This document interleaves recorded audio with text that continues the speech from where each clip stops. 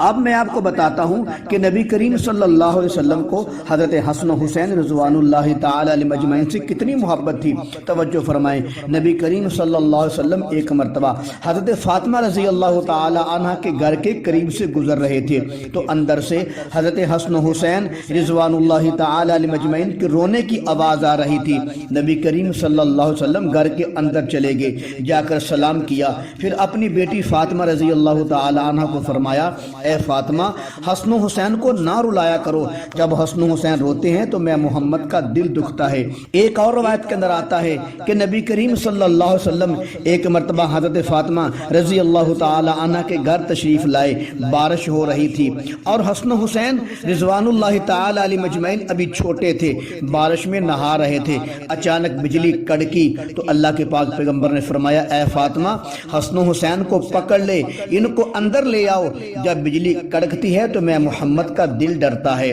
لہذا حضرت فاطمہ رضی اللہ تعالی عنہ نے فوراً حضرت حسنین کریمین کو پکڑا اور اندر لے گئی۔ اس واقعے سے پتہ چلتا ہے کہ نبی کریم صلی اللہ علیہ وسلم کو حسن و حسین سے بے پناہ محبت تھی۔ میں یہاں پر کہنا چاہتا ہوں، نواسوں سے ہر کسی کو محبت ہوتی ہے، اور جب نواسے حسن و حسین جیسے ہوں رضوان اللہ تعالی علیہ مجمعین، جب نواسے جنت کے وارث ہوں، جب نواسے جنتی جوانوں کے سردار ہوں، تو محبت انتہا کو پہنچ جاتی ہے۔